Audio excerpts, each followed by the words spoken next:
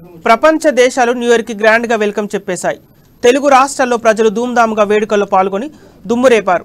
విశాఖ వాసులు new year కి grand welcome చెప్తూ సెలబ్రేషన్స్ జరుపుకుంటున్నారు. భారీగా సాగరం అంతా సంబరం అన్నట్లుగా తీరంలో యువతీ యువకులు కేరితలు కొడుతూ సందడి చేశారు.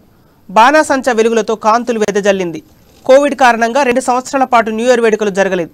ఇప్పుడు గ్రాండ్గా 2023 వేడుకలు పార్టీలు డీజేలతో మారుమోగుతున్నాయి. కుటుంబ సభ్యులు స్నేహితులతో కలిసి ఎంజాయ్ చేస్తున్నారు. గడిచిన సంవత్సరానికి వీడ్కోలు పలుకుతూ రాబోయే సంవత్సరానికి ప్రజలు వెల్కమ్ చెబుతూనే నూతన ఏడాదిలో ప్రతి ఒక్కరూ సుఖ సంతోషాలతో ఉన్నత స్థాయికి చేరుకోవాలని ఆకాంక్షించారు.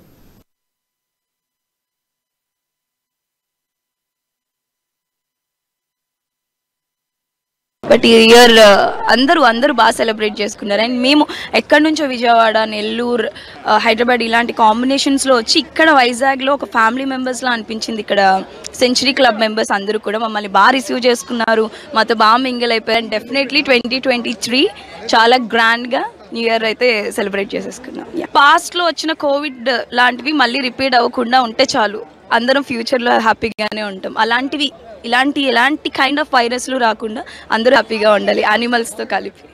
2002కి బాయ్ బాయ్ చెప్పేసి 2003కి వెల్కమ్ చెప్తున్నాం కాబట్టి అందరూ హ్యాపీగా ఉండాలి. ఇంకా ఈ న్యూ ఇయర్ అంతా న్యూ ఇయర్గానే ఉండాలని మనస్ఫూర్తి